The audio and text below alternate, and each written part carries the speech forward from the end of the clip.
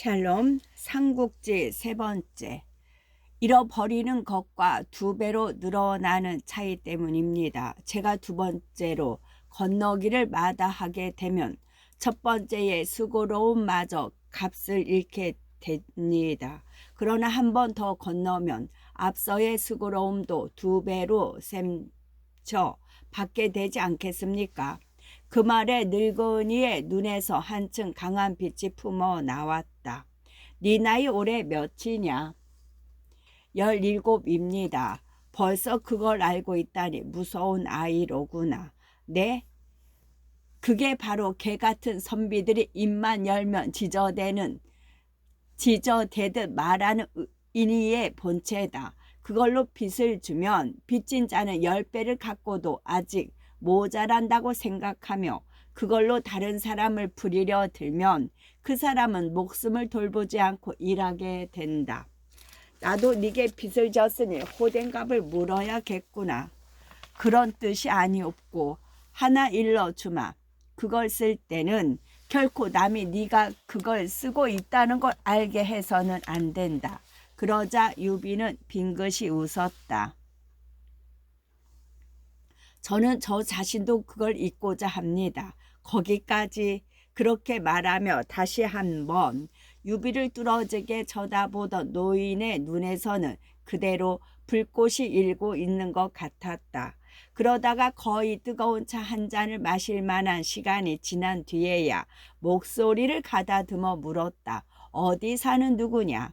탁현 누상촌에 사는 유비라고 합니다. 그렇다면 탁롱 정우의 후예겠구나. 누구에게서 배웠느냐? 노식 선생님의 문화에 잠깐 있었습니다만 노자간이 머릿속에는 귀신들의 말과 고집만 잔뜩 들어있는 그 괴담한 작자가 널 길렀다고? 늙은이는 아무래도 못 믿겠다는 듯이 그렇게 되물었다. 나이는 줄잡아 10여 년 차이가 나 보이지만 말투로 미루어 보면 스승 노식을 잘 알고 있는 것 같았다. 유비는 그 늙은이의 뜻을 거스르지 않기를 잘했다고 생각하면서 공손히 물었다. 스승님을 잘 아십니까? 알지. 더벅 머리로 책을 끼고 마융 늙은이의 문화를 드나들 때부터 알고 있다. 실은 오늘도 그 작자를 만나러 갔다가 허탕을 치고 오는 길이다. 스승님은 아침 일찍 여강으로 떠나셨습니다. 무슨 일이십니까? 바로 그걸 말리려고 멀리서 달려왔는데 한 발 늦었다. 너는 탱레이의 소를 아느냐? 네. 뿌리 곱고 잡털이 섞이지 않은 소를 골라 콩을 먹이고 비단으로 소를 치장함은 그 소를 위해서가 아니다. 나라의 제사에 그 고기를 쓰고자 함이니 어리석은 소는 백정의 도끼가 정술에 떨어질 때라야 비로소 슬퍼한다. 벼슬도 그와 같으니 내 그걸 말리려고 자간을 찾아가는 길이다. 사람이 학문을 닦으면 장사치가 귀한 구슬을 구해 살 사람을 기다리는 것과 같다고 들었습니다. 세상을 위해 쓰지 않을 바에야 학문을 닦아 무얼 하겠습니까? 노자간의 머리에 가득 들어있던 죽은 사람들의 말과 글이 어느새 너에게도 옮았구나. 그러더니 늙은이는 다시 한번 유비의 얼굴을 구석구석 뜯어보았다. 그걸 통해서 그의 지난 날과 앞니를 한꺼번에 알아내겠다는 듯이나 세밀한 눈길이었다. 아깝구나. 하지만 사람은 저마다 정해진 길이 있으니 어쩌겠느냐. 동덕과 천방이 멀다면 요순의 가르침도 세상을 위한 한 가닥 길이 되리라.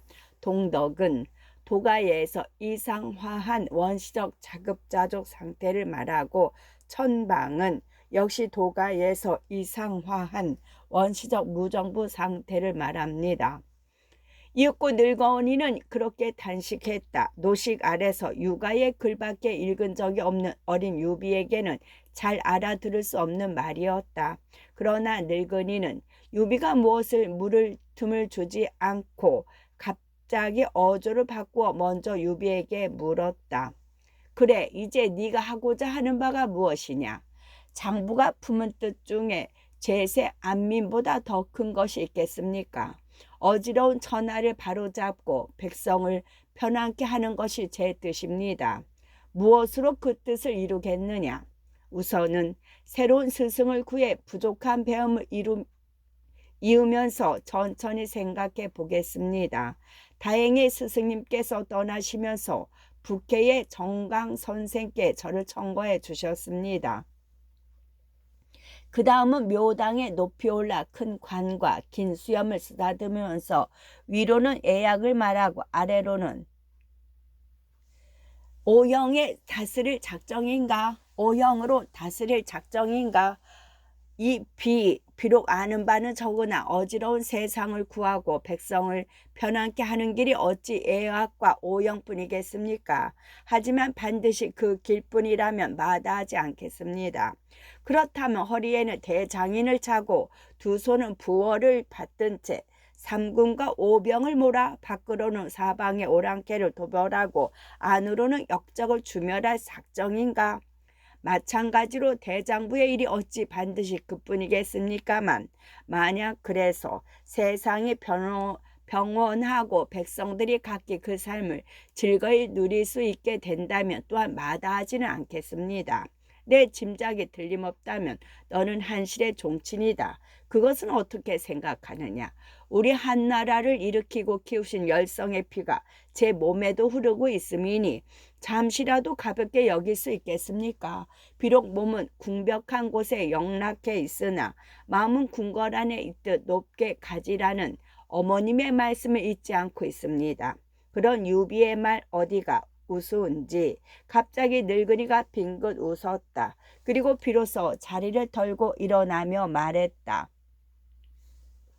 이제서야 잠시 네 등을 빌린 값을 하게 되었다. 가자.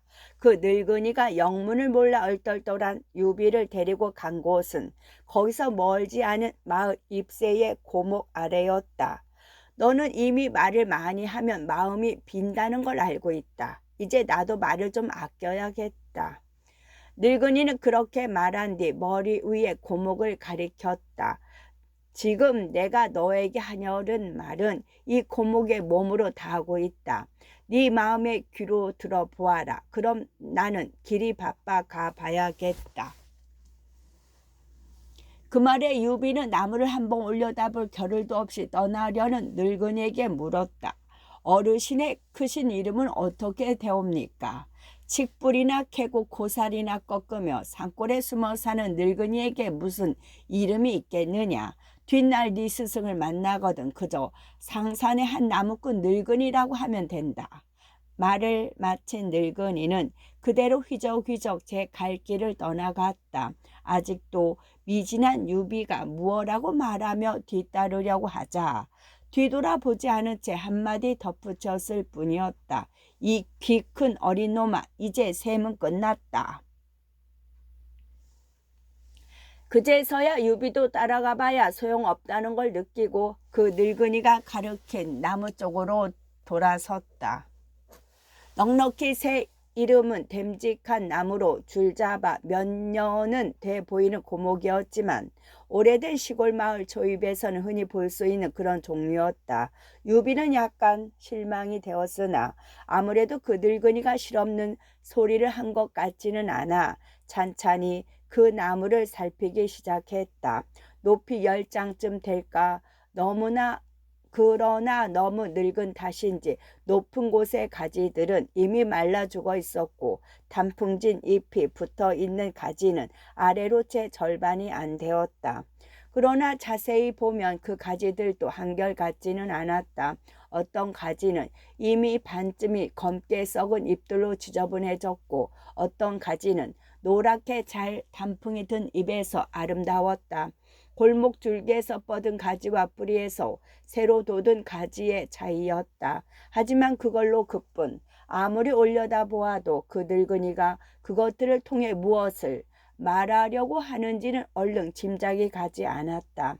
제법 따끈하긴 해도 역시 늦가을 볕이라 그런지 한자리에서 움직이지 않고 서 있자 유비의 젖은 몸이 차차 떨리기 시작했다. 그러나 유비는 여전히 꼼짝도 않고 서서 그 고목을 응시했다. 마음속으로는 그 늙은이와 나누었던 대화를 처음부터 차근차근 되새기면서 그렇게 한 식경이나 지났을 무렵이었다. 얼어붙은 듯 서 있던 유비가 갑자기 엄숙한 표정을 지으며 천천히 고개를 끄덕였다. 그러더니 품 안을 더듬어서 솥잘 한 통을 꺼내서는 망설임 없이 찢어버렸다. 전날 스승 노식이 그를 위하여 정연 선생에게 쓴 추천장이었다. 그 뒤 거의 뛰듯이 집으로 달려가던 유비가 딱 한 번 걸음을 멈춘 것은 고향집 앞에 큰 뽕나무 앞에서였다. 이미 날은 저물었지만 동편에서 뜨는 열아흘의 달빛으로 거무스레하게 드러나는 그 뽕나무는 마치 임금의 행차 때 쓰는 뚜껑 있는 수레 같은 모양이었다. 어렸을 적 그 가지 위에 올라 소꿉 동무들에게 나는 다음에 전자가 되어 이런 수레를 탈 테야 라고 의시되다가 어른들에게 호된 꾸중을 들은 추억이 서린 나무였다. 그러나 또한 그 턱없는 말 때문에 집신을 삼고 돗자리나 치는 처지에서 벗어나 노식의 문화에 들게 해준 소중한 인연의 나무이기도 했다. 그 일을 전해 듣고 남다르게 여긴 먼치적 유원기가 발벗고 나서 유비의 뒤를 보아주게 된 까닭이었다. 유비가 거기서 잠시 걸음을 멈춘 것은 그런 추억에서 오는 어떤 감회 때문이었으리라. 막 자리에 들려던 유비의 어머니는 그런 아들의 돌연한 귀가에 놀랐다. 그러나 더욱 놀라운 것은 의젓한 선비가 되어 돌아오리라 기대했던 외아들이 인사가 끝나기 무섭게 돗자리를 짜는 틀을 찾는 일이었다. 돛틀은 광에 넣어두었다. 그런데 그건 왜 찾느냐? 내일부터 다시 돗자리를 짜렵니다. 영문을 몰라 묻는 어머니에게 유비가 담담한 목소리로 대답했다. 그게 무슨 말이냐? 아무리 네 스승이 벼슬살이를 떠났다고 하지만 일거 시작한 학업을 중도에 그만두고 다시 돗자리를 짜겠다니. 일하지 않고 먹는 것은 도둑과 거짓뿐입니다. 그런데 제게는 갈 땅이 없으니 거지나 도둑이 되지 않으려면 다시 돗자리를 치는 수밖에 없습니다. 먹고 사는 일이라면 원기 아저씨가 넉넉히 보아주고 있다. 너는 달리 스승을 구해 더욱 힘써 글을 배워야 한다. 글이란 이름자만 쓸 줄 알면 넉넉하다고 한 이도 있습니다. 더 배워봐야 이미 죽은 사람들의 말이나 글로 공연히 머리만 썩길 뿐입니다. 그러자 비로소 아들의 변화가 심상치 않음을 느낀 어머니가 놀람과 걱정에 휩싸이며 물었다. 옛 성현의 가르침을 죽은 사람의 말과 글이라고 하다니 이게 도대체 무슨 생각으로 그러느냐? 어머님께서는 그럼 지금 세상이 글을 모자라고 성현의 가르침을 몰라서 이같이 어지럽다고 믿으십니까? 그렇게 반문한 유비는 이어 그날 낮에 있었던 일을 차근차근 털어놓았다. 그리고 인근에 널리 알려진 효자답게 노인이 가리킨 고목을 보며 느낀 것까지 모두 말함으로써 놀람과 걱정에 빠진 홀 어머니를 안심시켰다. 그 고목은 바로 우리 한조였습니다. 나무가 오래되면 높이 있는 가지부터 마릅니다. 그리고 땅에 가까워 올수록 살아있는 것들이 늘지만 그것도 그 고목의 줄기에서 시작한 가지는 오래 자나 말라 죽고 말 것입니다. 그러나 뿌리는 의지했으되 땅의 힘을 빌려 새로 돋은 가지는 싱싱했습니다. 세월이 지나면 반드시 또 하나의 거목으로 자라리라 믿어집니다. 저는 바로 그런 가지가 되고 싶습니다. 이미 말라가는 등걸에 의지하는 것이 아니라 땅의 힘을 빌려 새로 돋고 싶습니다. 시들어가는 현실의 권위에 기대지 않고 백성들 속에서 그들의 믿음과 사랑에 힘입어 스스로 자라보겠습니다. 고조께서 한낱 정장으로 역도들을 이끌고 바닥에서 몸을 일으키시어 천하를 바로 잡으셨듯이 누운용 엎드린 범 술잔은 마주로 술잔은 노래로 마주해야 하리. 우리 살이 길어야 얼마나 되나. 견주와 아침 이슬에 다름없건만 가버린 날들이 너무 많구나. 하염없이 강가에 젖어 보지만 마음속에 걱정 잊을 길 없네. 무엇으로 이 걱정 떨쳐 버릴까. 오직 술이 있을 뿐이로다. 옛적 술을 잘 담그던 사람. 은은한 칠연금 소리에 맞추어 부르는 노래소리가 낭낭했다. 낙양성 북쪽의 한 저택 후원이었다. 가을바람 서늘한 곳에 술상을 버려놓고 두 청년이 마주 앉아 있었다. 그 곁에서 칠연금을 뜯고 있는 것은 불려온 듯한 유녀였다. 방금 노래를 부른 청년은 22세쯤 되었을까. 눈에 띄게 잘생기진 않았지만 몹시 강한 인상을 주는 얼굴이었다. 길고 여윈 얼굴에 가늘게 찢어진 눈에서는 이따금씩 쏟아낸 듯 빛이 번뜩였고 쭉 뻗은 콧날과 열부나 붉은 입술도 차가우면서도 단단한 느낌을 주었다. 그러나 무엇보다도 특징이 되는 것은 예측할 수 없게 뒤바뀌는 표정이었다. 가만히 있으면 어딘가 냉혹하고 비정한 인상을 주지만 한번 얼굴을 펴고 웃으면 아무리 성난 사람이라도 미소를 짓지 않을 수 없을 만큼 소탈하고 전진해 보였다. 슬픔에 잠기면 얼굴에 어둠이라도 끼듯 보는 사람마저 까닭없이 어두운 기분에 젖어들게 되었고 한번 화를 내면 그 얼굴은 그대로 열화 덩어리로 보였다. 그런데 방금 노래를 마친 그의 얼굴은 금세 눈물이라도 흘러내릴 것처럼 어두운 그림자에 덮여 있었다. 그의 이름은 조조. 자는 맹덕으로 태국 초연 사람인데 20살 남짓에 효령으로 전거되어 그 무렵은 낙양 북부로 위일한 벼슬을 살고 있었다. 아만 형, 가락이 너무 저량하구려. 아만은 조조의 어릴 때 이름이다. 아만 형, 가락이 너무 저량하구려. 조조가 노래를 부를 동안 근잔으로 거푸 술을 들이켰던 맞은편 청년이 그렇게 말했다. 조조의 두 배는 됨직한 떡 벌어진 체격에 구렛나룻이 거뭇거뭇한 얼굴과 부리부리한 눈 따위 한눈에 힘꼴깨나 쓰는 장사로 보였다. 어릴 적 이름인 아만으로 조조를 부르는 것으로 보아 피부치이거나 어릴 때부터 함께 자란 사람 같았다. 원양, 너는 이 썩은 세상이 보이지 않느냐? 어버이인 임금이 자식인 신하를 오히려 아버지라고 부르는 이 같은 세상에 어찌 즐거운 노래가 나오겠느냐? 임금이 신하를 아버지라 부른다 하면 영제가 10명의 세력 있는 내시 가운데 가장 나이 많은 장량을 아부라고 부르는 것을 가리키는 말이었다. 아부란 아버지나 수풀을 정답게 부르는 말로서 황관들의 농간에 넘어간 황제가 그만큼 그들을 믿고 의지한다는 뜻이었다. 그러나 조조가 가리키는 것은 단순히 그 일만이 아니었다. 석 달 전 영창태수 조행이 당고의 화를 입은 정의들을 위한 상소를 올린 적이 있었다.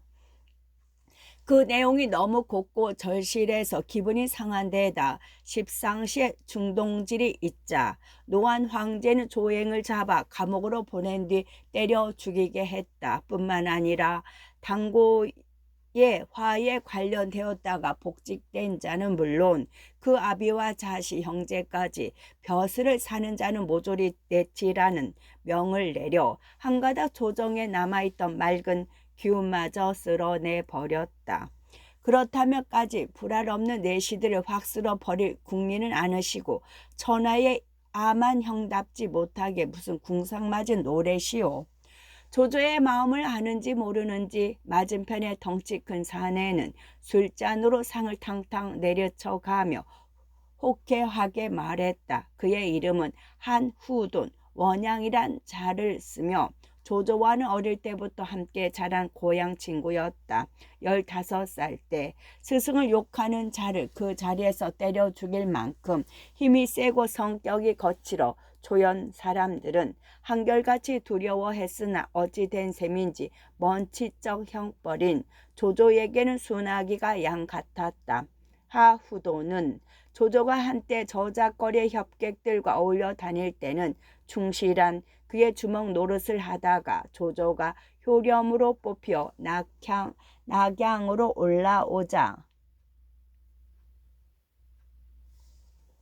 그도 따라와 조조의 집에서 기식하고 있었다. 무예가 출중한 그라 원한다면 하급 무관 자리는 언제든 얻을 수 있었지만 왠지 그는 조조 아래서가 아니면 일하려 들지 않았다. 조조도 굳이 그에게 하찮은 벼슬 자리를 권하려 들지 않는 대신 그에게 병서를 구해주어 그 무렵은 거기에 몰두하고 있었다. 원양은 말을 함부로 하는구나. 사람은 출신을 배반해서는 못 쓰는 법이다.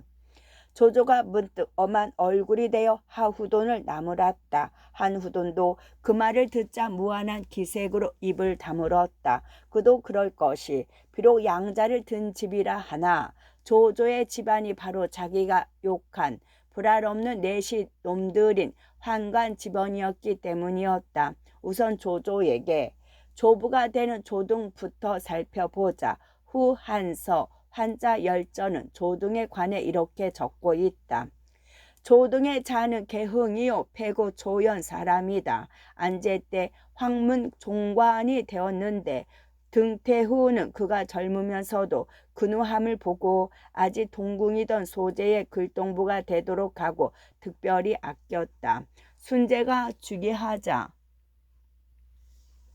그는 소황문으로 증상시가 되었고 환제가 즉위한 뒤에는 비정우회까지 올랐다. 등은 벼슬에 오른 지 30여 년 내 황제를 섬기면서도 그릇됨이 없었다. 그가 추천한 사람은 진류 땅의 우방과 변소, 남양 땅의 연고와 장원, 홍농 땅의 장환, 영천 땅의 당계전 등인데 한결같이 당대의 명사들이었다. 한 번은 촉군 태수가 등에게 계리를 통해 뇌물을 바쳤는데 익주, 자사, 추고가 도중에 그 편지를 손에 넣어 태수와 함께 등을 탄핵하는 글을 올렸다. 황제는 말하기를 편지는 밖에서 저절로 온 것이니 등에게는 죄가 없다 하며 추고의 상주를 받아들이지 않았다. 그러나 등은 추고를 원망하지 않고 오히려 그가 좋은 관리라고 칭찬을 아끼지 않으니 사람들이 모두 그 같은 태도를 아름답게 여겼다. 뒷날 사도의 자리에까지 오른 추고도 손님이 오면 말하곤 했다. 오늘 이 몸이 삼공의 자리에 오른 것은 오로지 조상시 조등의 힘이다. 그러나 이 기록은 후한서를 지은 이의 위를 계승한 진사람이므로 해서 조조를 위한 곡필에 의심을 받고 있다. 특히 조등이 대장군 양기의 손을 잡고 환제를 세워 그 공으로 후에 봉해진 것이나 그럼에도 그 후 양씨 일족이 죄를 쓰고 못살될 때는 교묘히 몸을 빼내 살아남아 영달을 누린 걸 보면 그의 비상한 임기응변의 재능과 아울러 음험한 책략이나 술수까지도 짐작해야 한다. 조조의 아버지 조승은 그런 조등의 양자였다. 한나라 초기에는 환관의 봉작 세습이 인정되지 않았지만 순제 때 순전득이 반정에 성공하여 여루에 봉해진 뒤 환관도 양자를 얻어 가문을 잇게 할 수 있었다. 원래 조승은 하후씨 출신이며 하후돈, 하후연 등이 조조의 생가 사촌 형제들이란 말이 있으나 조흥, 조인 등이 역시 조조의 사촌 형제로 기록되어 있는 걸 보면 조승이 조씨가 된 것은 더 윗대의 일인지도 모른다. 그런 조승의 벼슬에 대해서는 나중에 1억만 전을 써서 대위에 오른 것 외에 별다른 기록이 남아있지 않다. 조승 자신은 환관이 아니고 대위는 삼공에 드는 높은 벼슬이었으나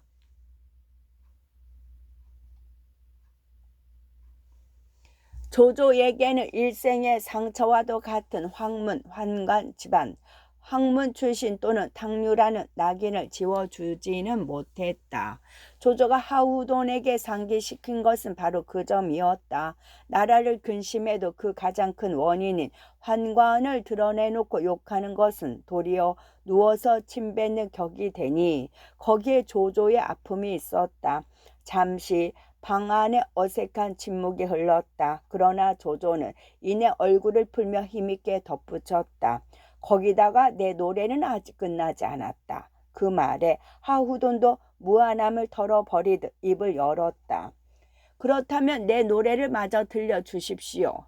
그렇다면 그 노래를 마저 들려주십시오. 아직 다 짓지 못했다. 하지만 이 노래가 결코 나약한 탄식에 젖은 채로 끝나지는 않을 것이다. 우선 한 구절만 더 들려주겠다. 그리고 술 한 잔을 훌쩍 비운 조조는 손바닥으로 상 모서리를 쳐가며 다시 노래하기 시작했다. 푸르른 그대의 옷기 아득히 그리운 이 마음 오직 그대로 하여 이리 생각에 잠겨 읍조리네. 사슴의 물이 슬피 울며 들의 쑥을 뚫는구나. 내게 귀한 손님이 오면 검은고와 피리로 반기리. 전보다는 형님다운 기계가 조금 살아났습니다. 왜 마저 짓지 않으십니까? 듣기를 마친 하후돈이 조르듯 물었다. 노래는 마음에서 우러나는 거. 아직 내 마음을 정하지 못했기 때문이다. 조조는 그렇게 대답하며 찬 기운이 돌듯 맑은 늦가을의 하늘을 아득히 올려다 보았다.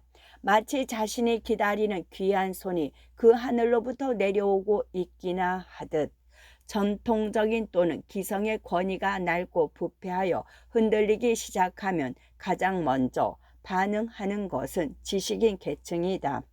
그들의 섬세한 감각은 일반 민중들이 아직 그 흔들림을 느끼기도 전에 벌써 붕괴의 예감에 떨며 괴로워한다. 이때 그들이 보여주는 반응의 형태는 크게 두 가지로 나뉜다. 하나는 전통의 권위를 옹호하려는 쪽으로 그들은 자기들이 의지해온 권위가 흔들리기 때문에 오히려 더 열정적으로 그 회복에 몸과 마음을 바친다. 동양에서 각 왕조의 교체가 있을 때마다 나타나는 충신 열사가 그들이며 서양의 개혁기에도 또한 어김없이 나타나는 극단한 반동주의자가 그들이다.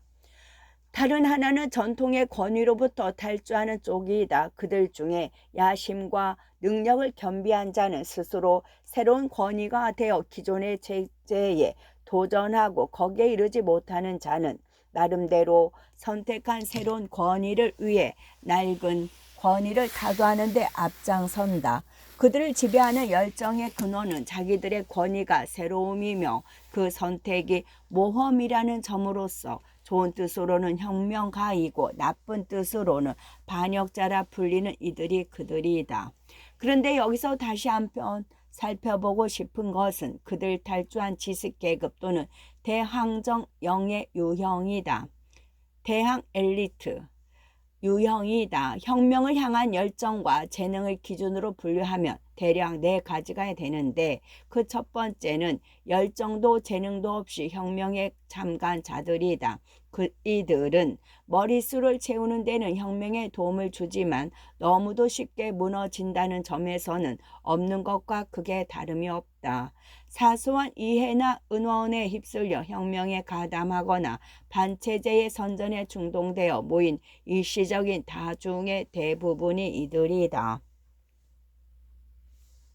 두 번째는 혁명운동에 필요한 재능 즉 음모와 조직과 선동의 능력은 있으나 열정과 그에 따르는 신념이 없는 부류이다. 이들은 혁명이 성공적으로 진행되고 있는 동안에는 놀랄만한 일을 한다. 그러나 기성의 권위가 뜻밖으로 완강하게 버티거나 거세게 반격해 오면 가장 치명적인 피해를 대항 집단에 입히게 된다.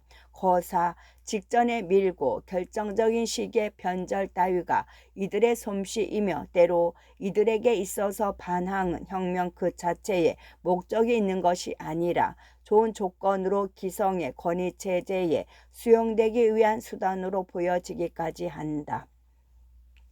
세 번째는 앞서의 반대로 혁명에 필요한 재능은 없고 열정만 있는 부류이다. 이들은 모두 혁명 운동에 있어서 힘의 원천이며 마지막 보루다. 그러나 또한 가장 많이 희생하면서도 가장 적게 얻는 것이 이들이다. 어떤 혁명에서도 그 과일은 이들의 것이 되지 못하며 심지어는 그들에게 돌아가는 유일한 과일인 공허한 말의 성찬조차도 누구에겐가 가로채이고 만다. 마지막이 열정과 재능을 한 몸에 모두 지닌 경우이다. 이들이야말로 모든 태양 집단의 핵심 세력이 되며 미래의 새로운 권위가 될 가능성이 있다. 그러나 자세히 살피면 이들도 두 부류로 나눌 수 있다.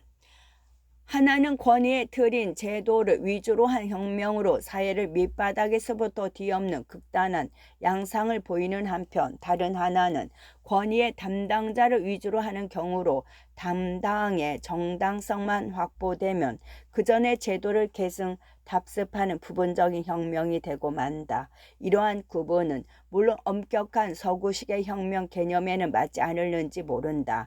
뒤의 경우, 즉 동양형의 혁명은 결국 자기가 쓰러뜨린 왕조와 비슷한 새 왕조를 여는 것으로 끝나버리고 그 나머지도 어리석은 후계자와 그를 둘러싼 권력, 정치의 무능 및 부패로 세월이 갈수록 혁명이란 말에는 어울리지 않게 되기 때문이다.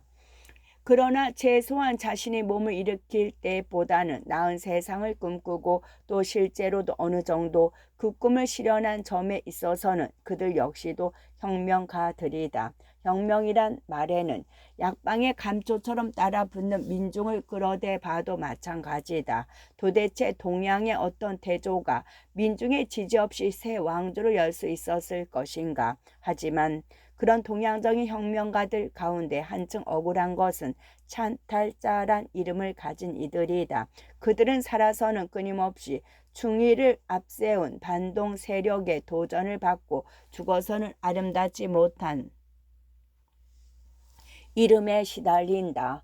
그들이 우리의 감정을 거스리는 것은 양위를 받는 순간까지도 충성을 다짐하고 마지막 정적을 없앨 때까지도 자기가 말살시키려는 그 권위에 의지한다는 점일 것이다. 그러나 찬탈자로 태어나는 자가 따로 있지 않을 바에야 어느 시기까지의 충성은 진정한 것으로 봐야 하지 않을까. 그러다가 끝내 그 낡은 권위에 절망한 나머지 찬탈자의 길을 갔다면 반드시 그만을 나무랄 수도 없으리라. 또 자기가 말살할 권위를 끝까지 이용한 것도 그렇다. 그만큼 전통적인 권위가 갖는 상징적인 힘을 잘 알았다는 뜻에서 역시 비범이라고 봐주어야 하지 않을까. 아직 청년 조조를 사로잡고 있는 열정은 나날이 쇠약해지는 한조를 향한 충성에서 비롯되고 있었다. 까마득한 조상인 상국 조참으로부터 할아버지 조등에 이르기까지 그들 가문에 내려진 한조의 은혜는 우악스러운 것이었다. 거기다가 400년의 세월이 확보하고 있는 한나라 조정에 대한 백성들의 가슴속 깊은 애정도 조조는 잘 알고 있었다. 그런 조조의 태도를 잘 보여주는 것이 임협 시절을 청산하고 처음 낙양의 북부 도의에 임명되었을 때의 일이었다. 그는 오색으로 칠한 몽둥이를 성문 좌우 10여 장에 벌려 세우고 수와 간원들에게 말했다.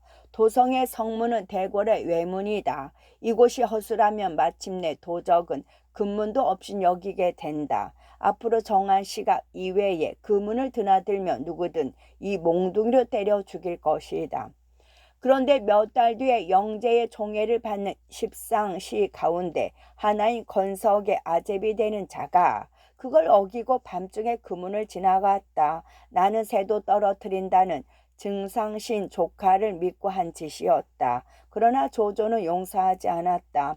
국법을 시행하는데 어찌 사사로움이 있겠는가? 조조는 그렇게 말하며 그 자리에서 때려 죽이게 했다. 다음날 건석이 그걸 알고 눈물로 영제에게 조조를 참소했으나 워낙 잘잘못이 뚜렷한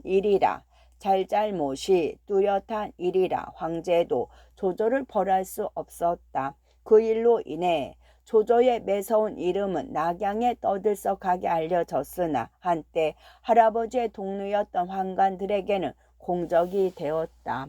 한 번은 증상시 장양의 방에 사사로이 들어갔다가 장양이 던진 손창에 맞을 뻔한 적도 있었다.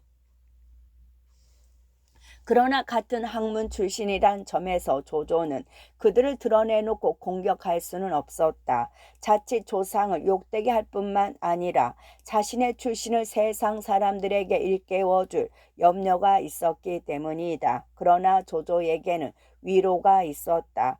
당뇨인 환관들에게서는 미움을 받는 대신 정의들에게는 차츰 인정을 받게 된 일이 그랬다. 처음 조조가 효렴에 뽑혀 낙양에 올라왔을 때만 해도 그들은 조조를 돈으로 효렴의 자리를 사온 환관의 자식이라 깔보았다.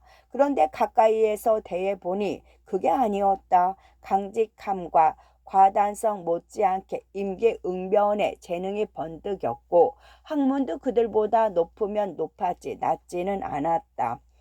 거기다가 더욱 조조의 성과를 높여준 것은 이른바 정의의 한 사람이 대위 교현의 인물평이었다. 그는 조조의 상을 유심히 살핀 뒤에 말하였다. 나는 천하의 명사들을 많이 보았지만 자네만한 상은 아직 없었네. 부디 스스로를 중히 여기게. 그리고 나는 이미 늙었으니 뒷날 뜻을 이루거든 내 처자를 잘 돌봐주게. 교현은 도둑이 어린 아들을 인질로 잡고 재물을 요구하자 재물을 내주는 것은 간뜩한 도둑을 기르는 일이라 하여 군사를 풀어 아들을 죽게 하면서까지 도둑을 잡을 만큼 강직하기로 이름난 사람이었다. 매달 초하루마다 낙양에 명사들이 모여 앉아 당시의 인물들을 평가하였는데 사람들은 그걸 월단평이라 하여 귀담아 듣고 높이 쳤다. 그 교현이 더구나 삼공의 한 사람으로서 약관의 조조를 그렇게 평했으니 놀라운 일이 아닐 수 없었다. 정의들로부터 조금씩 호감을 사자 조조는 그들과 손을 잡고 기우는 한시를 바로잡을 희망을 품었다. 그런데 이제 조행의 상소 사건으로 신랄같이 맥을 이어오던 장의가 다시 비를 쓸리듯 벼슬길에서 쫓겨난 참이었다. 다시 비로 쓸리듯 벼슬길에서 쫓겨난 잠이었다. 원양 우리 모든 일 걷어치고 다시 초연으로 내려갈까? 잠시 생각에 잠겨있던 조조가 다시 하우돈을 바라보며 그렇게 말했다. 그리고 하우돈이 조조의 참뜻을 몰라 얼른 대답을 못하자 덧붙였다. 날랜 말에 좋은 사냥개나 데리고 상과들을 누비던 그때가 그리우이. 조조는 진심으로 말하고 있었다. 지난 3년 그는 힘을 다해 불이며 불충과 싸웠으나 얻은 것은 아무것도 없었다. 옳은 선비는 모두 떠나가고 간사한 환관들의 참소만 남은 조정에 홀로 남겨졌을 뿐이었다. 10년은 더 늙어 배는 조조의 얼굴이었다. 형님 그게 무슨 말씀이십니까? 그제서야 하우돈도 심각한 얼굴로 말했다. 거리낌 없이 취하고 흥에 겨우면 시문이나 읊조리고 작은 힘을 믿고 약한 이를 괴롭히는 자가 있으면 주먹으로 통쾌하게 벌을 주고 그 어떤 것도 군자가 깊이 빠져들어서는 안 된다고 형님 스스로 말씀하시지 않으셨습니까? 그래서 일껏 벼슬길에 오르셔놓고 이제 겨우 3년도 안 돼 그만두시겠다니 무슨 아녀자같이 약한 말씀입니까? 그러나 슬기운 탓인지 조조는 쓸쓸한 감회에서 벗어날 줄 몰랐다. 아, 묘제, 인자원 모두 잘 있는지. 묘제는 하우연의 자고 자원은 허유의 자입니다.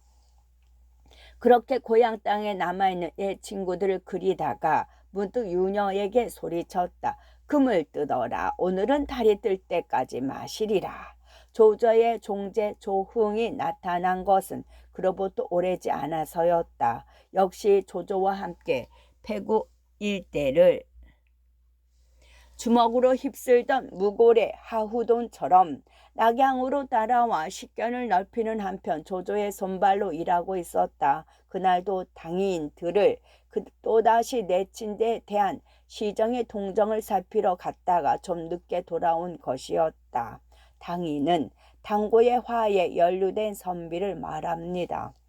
그러나 그는 시정의 동정을 전하기에 앞서 놀라운 소식부터 알렸다. 형님, 얼마 전 거리에서 연암 원가의 자제들을 만났습니다. 그 말에 울적하게 술잔을 기울이던 조조가 반가운 표정을 지으며 물었다. 그럼 원본초가 이 낙양에 왔단 말이냐? 네, 종제되는 원술과 말머리를 나란히 하고 청쇠문 쪽으로 가고 있었습니다. 거기다가 공로에까지? 그래, 너를 알아보기나 하더냐? 몹시 반겼습니다. 그렇잖아도 형님께 기별을 보태 걱정했었는데 요행 만나게 되었다더군요. 그러고는 숙북에 문화 올리는 즉시로 이리 달려오겠다고 전하라 했습니다. 반갑다. 정말 때맞춰 온 귀한 손님이다. 이게 몇 년 말이냐? 조조는 그렇게 말하며 소리쳐 가복을 불렀다. 오늘 저녁 귀한 손님이 오게 되었으니 특별히 술상을 보아두어라. 그리고 다시 하후돈, 주홍과 유녀를 향해 조용히 말했다. 너희들도 각기 돌아가거라. 나는 원본초가 올 때까지 여기서 홀로 있겠다. 그들이 모두 물러가자 조조는 정자 난간의 기대 원소를 생각했다. 금세 그의 준수한 얼굴과 늠름한 자태가 떠올랐다. 사세에 오공을 냈다는 명문의 후예로 그의 고조부 원하는 장제 때 사도로 지냈고 증조부 원경은 조곤태손 종증조부 원창은 사공을 지냈다. 조부 원탕 역시 벼슬이 태위에 이르렀는데 아버지 원봉은 그 셋째 아들로 역시 공에 올랐다. 그러나 원소는 중랑장을 지내고 일찍 죽은 백부 원성의 양자가 되어 그 뒤를 잇게 되니 나기도 전에 아비를 잃은 꼴이 되어 특히 증조부와 조부 이공 원소의 할아버지의 증조부의 사랑을 받았다. 스물도 채 안 된 원소를 낭을 삼아 좌우에 두었다가 스물을 넘기기 무섭게 복양의 장을 제수받게 해준 것이 그 사랑의 표시였다. 원소 또한 그들의 기대에 어그러지지 않아 약관에 벌써 깨끗한 이름을 널리 얻고 있었다. 조조와 원소가 처음 만난 것은 조조가 한창 분방한 생활을 즐기고 있던 18살 때였다. 주먹과 분탕질로 몇 년 패국 일대를 휩쓸고 다니다 낙양에서 우연히 만나게 되었는데 만나자마자 둘은 곧 10년 지기처럼 친하게 되었다. 하나는 오랜 명문의 후예요. 하나는 탕류인 환관 가문의 출신이지만 남다른 포부와 씩씩한 기계에 서로 뜻이 잘 맞았던 듯하다. 원소와 함께 어울리던 시절을 떠올리자 문득 조조의 입가에 가벼운 웃음이 어렸다. 원소는 집안에서는 양가의 자제였지만 조조와 어울리면 곧잘 저작거리에 어떤 물의 배에 못지않은 장난을 치기도 했다. 언제나 예의범절에 얽매여 지내는 원소에게는 그런 것에 구애받지 않는 조조의 자유분방한 행동이 호기심의 대상이었던 만큼 조조 또한 근엄한 가문에서 자라난 공자를 저자 바닥으로 유혹해내는 재미가 있었다. 그러던 어느 날이었다. 어떤 시골 마을을 지나다가 우연히 시집가는 색시의 가마를 보게 된 그들은 그 색시를 훔쳐다 겁탈하자는 데 뜻을 함께 하게 되었다. 원하면 거의 안 되는 것이 없는 명문 보호의 아들들이 가져볼 수 있는 호기의 일종으로 반드시 그들의 방탕이나 악성과 연관 지을 수만은 없는 장난이었다. 새색시의 가마를 따라가며 국리를 거듭하던 그들 둘은 드디어 한 꾀를 생각해냈다. 가마가 들어가는 집까지 확인하고 다시 마을 어귀로 나온 그들은 혼례식이 한창 진행될 때를 기다려 그곳에 있는 집더미에 불을 지른 뒤 헝클어진 머리와 풀어진 옷자락을 헐레벌떡 잔치집으로 뛰어들어가 외쳤다. 비적이다. 대량산 도적대가 내려왔다. 그렇게 근처에서 잔인하기로 이름난 도둑들의 이름을 팔았다. 혼례식장은 순식간에 수라장으로 변하고 놀란 사람들은 허겁지겁 사방으로 흩어졌다. 그도 그럴 것이. 마을 입구에서는 연기가 치솟고 달려온 두 젊은이는 헝클어진 머리에 풀어헤친 옷자락이 영락없이 도둑대에게 쫓겨온 듯 보였다. 거기다가 쳐들어온 도둑대는 사람의 목숨을 발이 잡듯 끊어 놓는다는 그 무서운 대량산 패거리가 아닌가. 끝.